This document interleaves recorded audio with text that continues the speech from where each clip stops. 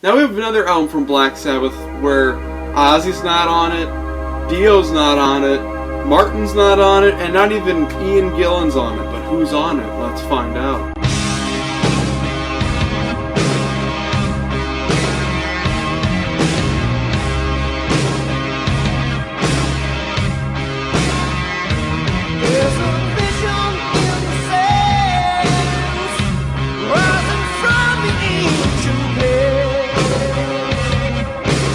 So right after the horrible Born Again, well, it wasn't horrible, but a lot of the band members considered it horrible, and it was pretty much a mess when it was released. It's only gotten a lot of recognition in recent days from like advertising from Martin Popoff of how great of an album it is. But they pretty much split up, sort of, and they actually had a reunion with Ozzy to play a couple Black Sabbath songs live, so like the first time they've all played together since Never Say Die. It was a huge success, but they just couldn't get along, couldn't strike a deal, so they were gonna reunite with Dio. That didn't work. They were gonna reunite Gil and blah blah blah blah blah, and eventually no one was with Iommi anymore. Everyone split from him. For the first time ever, Iommi was the only remaining member of Black Sabbath. So he decided he wanted to go solo, but the record company would not let him, and I believe Don Arden was the one that said, no, you're going to keep the Black Sabbath name. But what's very odd about this album, though, is that it says on the cover, Black Sabbath featuring Tony Iommi, as if they were trying to make it a Tony Iommi solo album and a Black Sabbath album. The thing is, why would you put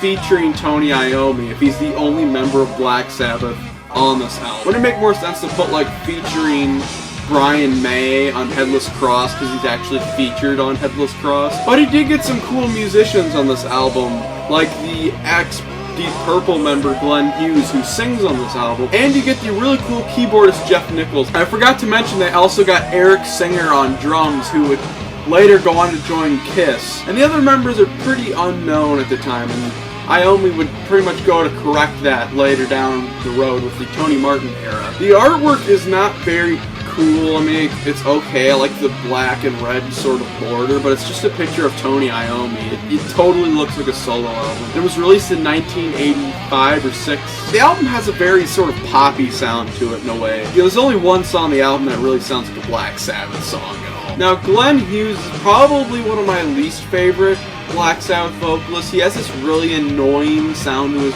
voice that I'm not a big fan of. However, I think he's probably better than Gillan. So let's get on to the songs of this very weak, or sort of mediocre Black Sabbath album. Or should I say Tony Iommi album. The first song is In For The Kill, and this song is pretty cool at first. It has this weird production though to it. It sounds very, very trebly and also sort of poppy at the same time. Although I love Jeff Nichols' work, he overpowers a lot of the music with his keyboard. It sounds a little weird. However, the riff and the verse are very kick-ass, very heavy, and it really got me into Glenn Hughes' voice at first. Then they have the chorus with like the backing vocals and shit, and that ruins the song a little bit for me. That chorus is irritating as all hell. However, like I said, the solo, everything else is very awesome about this song, so I'm going to give this a 3.5 out of 5. This whole era from like the late 80s to early 90s has incredible guitar solos and guitar work from Tony Iommi. But enough praising Tony Iommi, let's get into the fucking bashing for the next song, No Stranger to Love. This song is one of the worst power ballads I've ever heard. At first it sounds kind of dark and brooding with the keyboards and stuff, but you know how in like a dark sort of power ballad, it sometimes at the beginning sounds really dark and like powerful, and then they start progressing the melody to where it sounds cheesy and like trying to appeal to like girls, like this power ballad sort of sound. That just wrecks every single power ballad for me. And the vocals are terrible on it. They sound cheesy as all fuck. The lyrics are terrible, and it's painful to listen to. The guitar solo is cheesy as fuck. The entire thing sucks. The only interesting part is like the beginning of the song where you're tricked into thinking it might be good. 1 out of 5. Tony Iommi was completely uninspired on the song. It sucks ass. Now we get another cool song, which I used to not be a fan of, Turn to Stone, which is Turn the Stone, I can't remember the name of it correctly, which is a very heavy, fast, almost thrashy number, because thrash was getting big at this time. It's very fucking heavy and very cool. Glenn Hughes really shines in this song. He has these really badass vocals that don't sound cheesy and trebly and weird.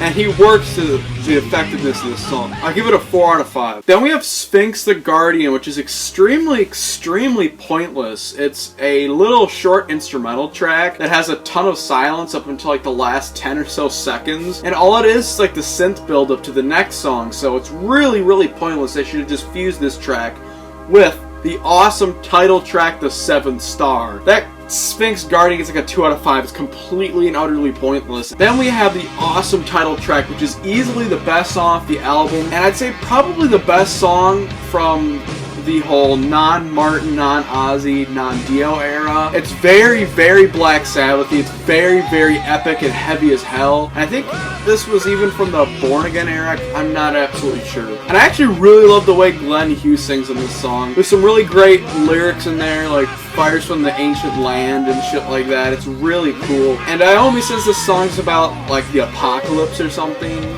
Like 7 planets aligning. It's weird. Overall, amazing song, and I think Glenn Hughes is what really makes the song unique and cool to me. I love the chorus. It's sort of somewhat poppy in a way, or the bridge or whatever, but it's really kick-ass. This whole song's awesome, and the chorus, boy oh boy, that thing is just so fucking catchy and badass. The whole song kind of remains like 2 or 3 riffs, but they're 2 or 3 awesome riffs. 5 out of 5. Then we have Danger Zone, which is not to be confused with Into the Danger Zone. This song is badass as hell. It's heavy as fuck, and the drum work from Eric Singer is very great. I love the awesome way that Glenn Hughes sings this song. He has a very great heavy voice to this song. There's no cheesiness to it. It sounds really great in almost every way, and the solos kick ass as hell. But it could have been a little bit better. It's a little lackluster in a few places, so I give it a 4.5 out of 5. Then we have the longest song on the album, Heart Like a Wheel. And it's very slow, monotonous. I do not like the lyrics. I do not like the way Glenn Hughes sings on it. It's very irritating. And this is a controversial thing from people who like this album. A lot of people love this solo that pretty much runs throughout the entire song.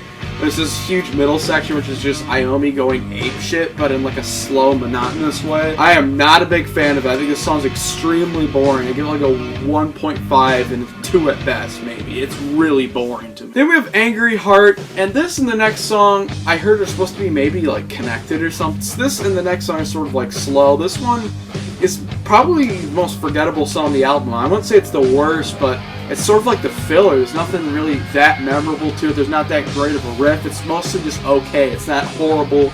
It's not great. I give it a 3 out of 5. Then we have In Memory, which I believe is supposed to be about Iommi's dad who died, and it has a lot of synthy parts to it, although I'm not a big fan of this one at all. It's a little too poppy, and I'm not a huge fan of the way Glenn Hughes sings on it. It sounds almost like a love song from the 80s. It sounds a little too cheesy, but it's not nearly as bad as No Stranger to Love, so I give it a 2.5 out of 5. It's overall sort of a mediocre album. There's still a lot of great tracks on there, however, like Turn the Stone, Danger Zone. A lot of people do really love In for the Kill, and of course the awesome title track 7 Stars. So check this one out, but don't expect it to be like a great album, but you might like it, so 5.6 out of 10.